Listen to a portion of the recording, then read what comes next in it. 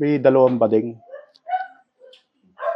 Ngayon, yung dalawang bading na yun, matagal na sila magkaibigan, tapos bigla sila nagkita sa kanilang lugar.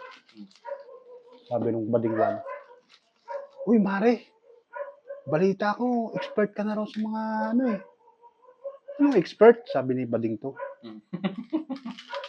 "Yung ano, yung pagka pinasok sa puwet mo." "Sino naman may sabi sa'yo?" sabi ni bading to. "Mare, testingin natin kung talagang expert ka," sabi ni bading one yan.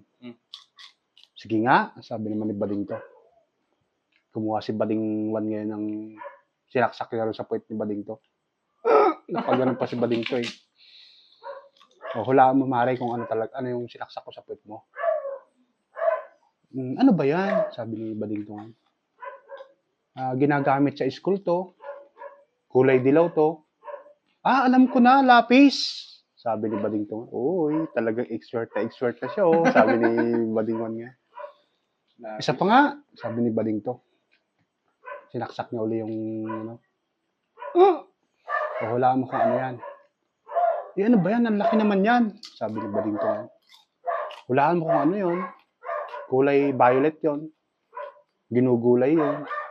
"Ay, talong yun," sabi niya. "Uy, talagang expert na siya oh. Paminsan-minsan ginagamit," sabi ni bading one nga. "Isa pa Mare," sabi ni bading to. Kumuha siya ng sinaksak niya.